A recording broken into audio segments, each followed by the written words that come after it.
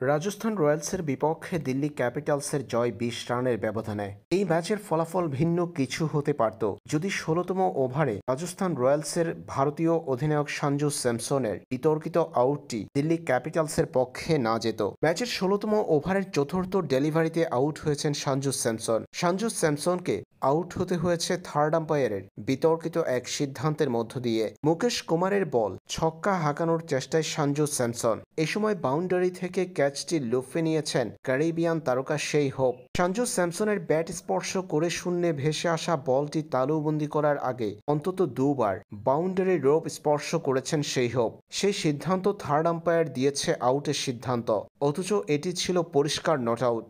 সেই হোপের পা পরপর দুইবার বাউন্ডারি লাইন স্পর্শ করেছে। ম্যাচে সঞ্জু স্যামসনের এই আউটের সিদ্ধান্ত দিতে ১ মিনিটেরও কম সময় ব্যবহার করেছেন থার্ড আম্পায়ার, এমনটাই অভিযোগ তুলছে রাজস্থান রয়্যালসের ভক্ত সমর্থকরা। এদিকে থার্ড আম্পায়ারের এই সিদ্ধান্ত দেখে হতবাক সঞ্জু স্যামসন ম্যাচ শেষে থার্ড আম্পায়ারের এই সিদ্ধান্তকে পাড়া গলির ক্রিকেটের সঙ্গে তুলনা করেছেন। মাঠেও অনফিট দুই আম্পায়ারের সঙ্গে রাগান্বিত হতে দেখা যায় সঞ্জু স্যামসনকে। আউটের সিদ্ধান্ত দেওয়ার পর অনফিট দুই আম্পায়ারের সঙ্গে কথা বলেছেন সঞ্জু স্যামসন। এই ঘটনা সামাজিক যোগাযোগ মাধ্যমে ভাইরাল হয়ে পড়েছে। ইন্ডিয়ান প্রিমিয়ার লিগের চলমান আসরের এরই মধ্যে প্লে অফ নিশ্চিত করেছে রাজস্থান। এই ম্যাচটি হারলেও কোনো প্রভাব পড়ছে না তাদের পয়েন্ট টেবিলে। ম্যাচে আউট হওয়ার আগে সঞ্জু স্যামসনের ব্যাট থেকে এসেছে ৮৬ রানের ইনিংস।